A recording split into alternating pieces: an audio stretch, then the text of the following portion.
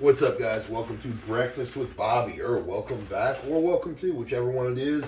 Welcome to the show where we don't count the episodes, and by we, I mean me. There's usually a couple of y'all that do, and I just can't remember what number we're on. And no, that's not because we've done an impressive amount of them. It's just me no number. We'll go with that, me no number. So, and once again, not prepared. Gotta grab a spoon. Hold on, guys.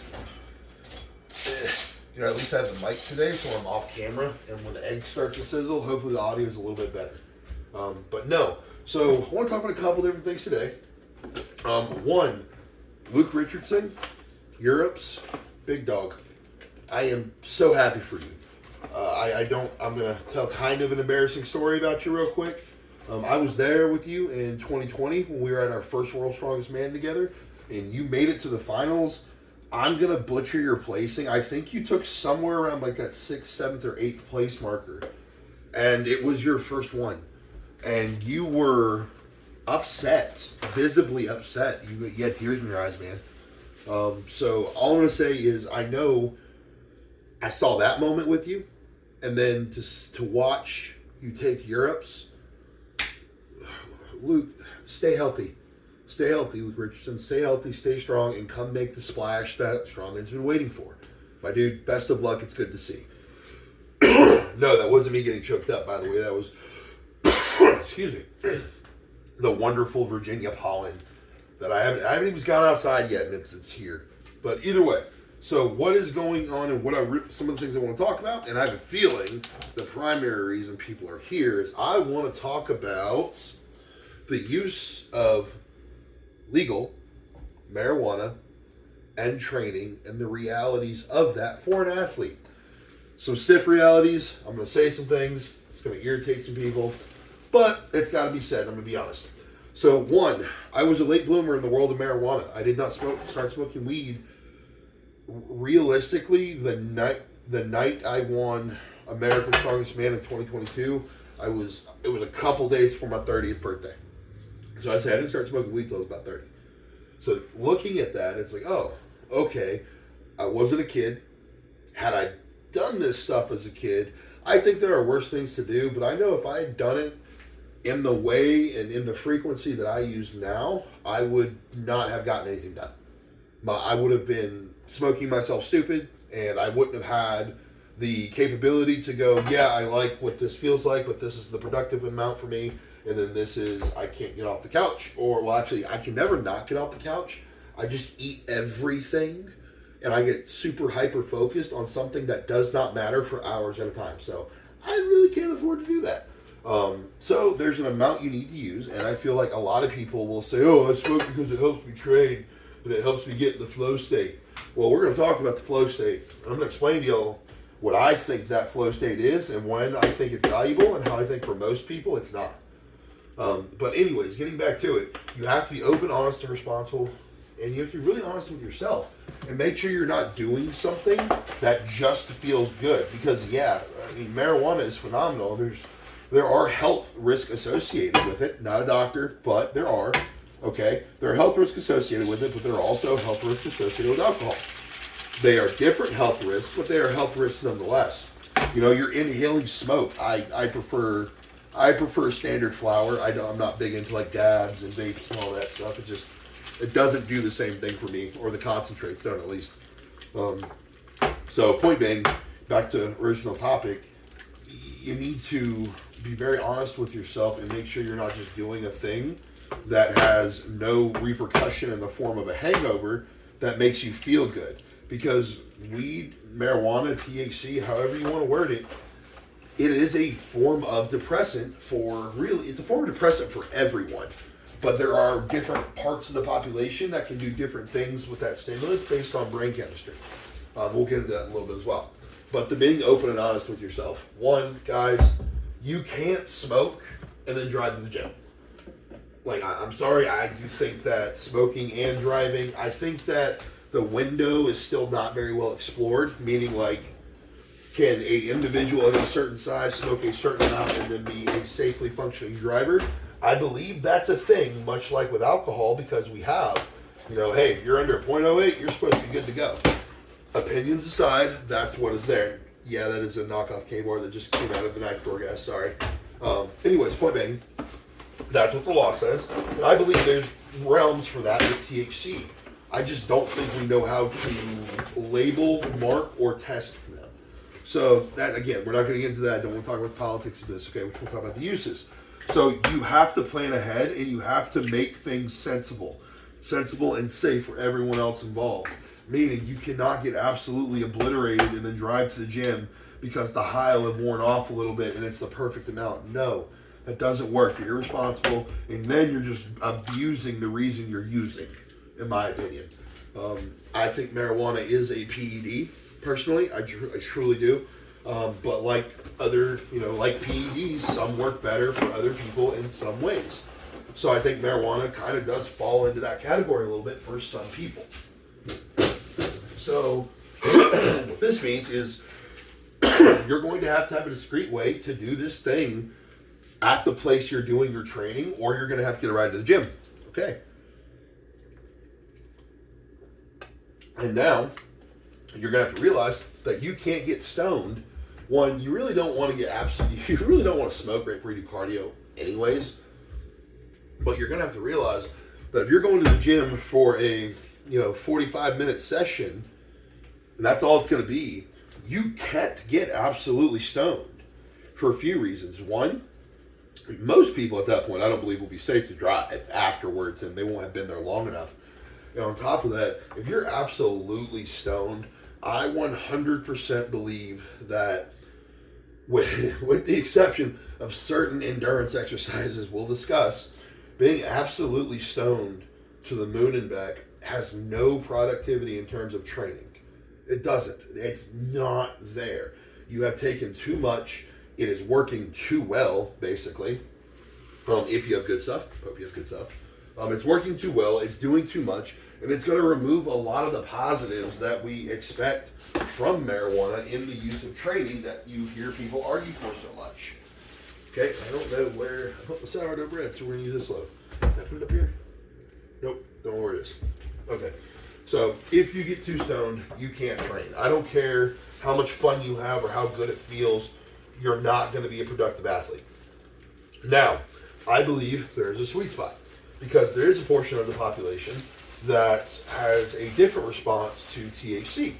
I am not a doctor, I'm not diagnosing, but I am saying that I have a few personality traits or characteristics that fall under the ADHD category. Now, I also don't believe that category is nearly well enough fine-tuned for the things that get handed out to solve the problem to include marijuana.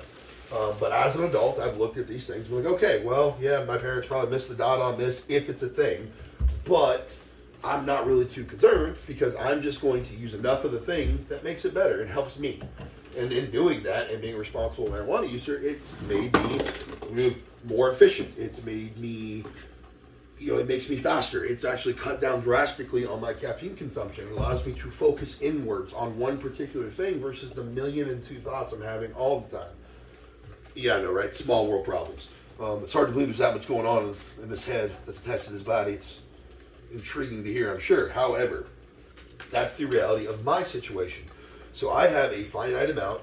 I know that I can smoke depending on the training that I have to do that day, okay? And I will not exceed that, because if I exceed that, then I'm just some guy looking for an excuse to smoke too much marijuana that has a not so normal lifestyle, which I'm good. Like, this lifestyle, there is a amount of productivity that has to maintain in order for it to be maintained.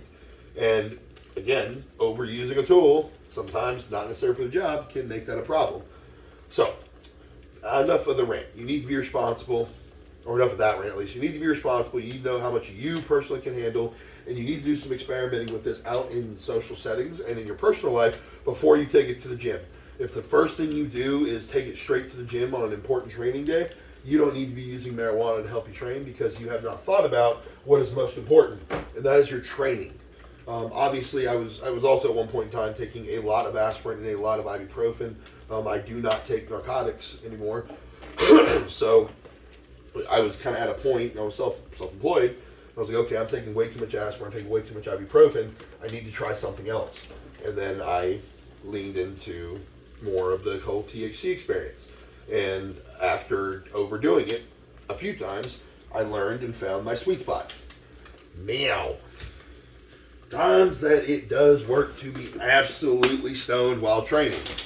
God damn tiles. Sorry guys, we're back here. Times it does pay to be absolutely stoned when you're training. This is kind of like a funny story. I don't recommend anybody does this. I certainly won't be doing this again. So I smoked way too much one day. I was at a very comfortable place in the gym I was in. The owner didn't mind. The bay doors were open. It was like 85, almost 90 degrees out. Blue sky, green grass, a little bit of wind, like not a cloud in the sky. Looked beautiful outside. I'm like, you know what? I'm gonna go ski erg. So I was like, that's what I'm gonna do. I'm gonna drag my ski erg outside, and that's gonna be my conditioning for the day. So I did. I dragged my ski erg outside. Got far too intoxicated with marijuana. I don't drink. And then next thing I know, about 30 minutes had gone by, and I was out there still skiing, just skiing away, and Bobby accidentally lost like 8 to 9 pounds that training session from sweat, just because it was so hot outside. And I was just cooking, looking off into the blue sky, far too focused on things that did not matter for far too long. And I didn't watch the little screen in front of me. So, yeah, that's not the only time I found that marijuana overusage of actually helps during training. Now, something that I do like to personally use it for. How to explain this? I'm going to explain this, and then I'm going to tell you more about what happens to me when I use marijuana. Maybe that will help some. But marijuana is a depressant, and it affects certain people differently. But I do believe it should still be explored at how, in small doses, it will affect everyone. It is a depressant no matter how you look at it. However, how a depressant affects your body, that is where things become very personalized, and you just kind of have to explore. By the way, I'm not talking about edibles. Totally different thing. Not going to get into it. I don't dislike them, but they do not do the same thing. They just don't. So, I digress. Oops, sorry guys. So, I digress. Now, one of my tricks for marijuana on contest days, I say on contest days, if it is legal and safe to use where I am and there's a contest, and even sometimes in training, one of my preferred methods is to smoke not enough to be stoned, enough that would be part of my normal morning ritual. Yeah, that is a disposable plate, by the way. 100% guilty. Don't judge. But no, so waiting for toast. Got the Kikoga out in a bowl. So if I'm in a place in a safe and there's a contest and I can use it, or in training and I have a big lift coming, I will smoke just enough that I can turn my music on and that I can start to kind of get my heart pumping. Boom, boom. Okay, we're good. What I'm doing is I'm inducing weed anxiety. 100%. Because when you smoke marijuana, there's an automatic cortisol response that the body has. You guys, I am 100% eyeballing my 212 grams of Greek yogurt. I know that it's approximately a fourth or so of this container. One fourth, a little bit, scoop around the side. This is actually probably going to be closer to probably about 250. Point being, it's there. If anything, it's too much. And I didn't plug the dang toaster in. But that cortisol response that marijuana has, there it is. The cortisol response marijuana has is very similar to the one your body has when it's under stress. And when when under stress in situations that are either fight or flight, which, believe it or not, most people walk around in closer to one or closer to the other than they realize. Nobody walks around totally neutral. So this is a personalized thing, but I can induce that weed anxiety and initiate a much faster and in-depth fight or flight because my general go is to fight. I'm a flightless bird, humans. I am a flightless bird. So when it comes to that moment, my response from, it's playing football, when I wrestled, when I grew up playing baseball as well, like doing all of these things is to go hard. When I feel that is excitement. I want that nerve. I want the release. I want the adrenaline. I want to be afraid. And for me, the weed anxiety allows me to access that with proper usage of stimulants like caffeine, music, and my own dark things that happen between my ears. It kicks in at a much more intense rate or way. And that has been a added tool over the years, and I've utilized it in major contests, and I utilize it in my training, not frequently, but if I'm going to go and pull a PR deadlift in training, that is 100% a tool I use. So it's really with how you control it. Now, I also believe that my response to marijuana is a little bit different than most. If I'm to get up and say smoke in the morning, I will have no need for caffeine that morning. I won't. I will be okay. I'll up, go out. Some kind of physical stimulus is necessary for me, so I usually get outside. If I lay in bed and do it, then I'm going to go back to sleep. But if I get outside for some sort of physical stimulus where I can feel things and then I can see things, I'm having to focus in multiple directions, that experience with a little bit of THC, a little bit, people, don't get stoned, a little bit of THC really wakes me up. It makes me feel happy to be doing what I'm doing, which is one of the benefits. A similar dopamine release to a similar dopamine-like feeling release that you get from caffeine and energy drinks. But my body just doesn't really require the caffeine. If I consume caffeine that early in the morning, it actually slows me down, and by about 10:30, 11, I'll be crashing, and I'll be looking for more caffeine. If I start my day with something like that, I am much more bibbity and boppity. Now, that is if my morning allows for it, okay? Meaning I'm not going to go smoke and then hop in a car and go somewhere. I am not going to go smoke and then jump on a call with a client. There's going to be a space of time that I have planned. And if I miss my window, guess what else I miss? I miss that. So I hopefully this offers a little bit more insight into a responsible usage of marijuana or THC for athletes, and how, and John Heck, go look him up if you want to, did a wonderful little Instagram bit on using marijuana in training and how he quite didn't understand it and how it wasn't necessarily for him, he's a very intelligent individual, and I'm not going to argue the sciences of, at least definitely not like this. I'd love to talk to him about it. But I do believe there are parts of the population, and with the correct added stimulus and time and maturity, marijuana is a PED. So, all right, guys, breakfast with Bobby. I'm jumping off. I have got to go eat. I am starving. My toast is about to be done. So thanks for coming back, and go eat something. You're getting skinny.